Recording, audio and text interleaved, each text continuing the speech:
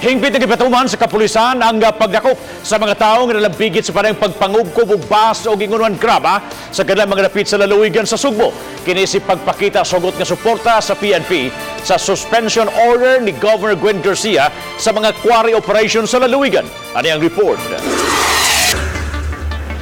Bipagawas na kamanduan si Police Brigadier General Dibulsinas, Regional Director sa Police Regional Office 7, nga dakpon ang sibisan 15 nga magkwari.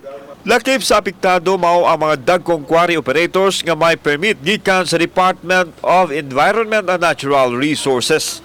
Gipasabot ni Sinas nga ang ilang lakang nunod sa pagsuspenso ni Governor Gwen Garcia sa quarry operations. Sa first proclamation niya na gisuspend niya itong quarrying, we supported it and we believe on the advocacy nga. Kinahanan nagsiguro to na i-stop sa nato tapos pag-estadihan. Kagahapon adlaw full force ang kapulisan sa rehiyon ug lalawigan sa Sugbo nga nakikitagbo sa bag-ong gobernador sa Sugbo. Giklaro sa kapulisan nga suportado nila ang mga programa sa Kapitulyo sa pagpatuman sa kahapsay ug kalinaw sa probinsya. Giunagway sa PRO7 nga katambayayong nila ang provincial government sa mga programa sa kapulisan ug ingon usab nini ang Kapitulyo o boss ni Garcia.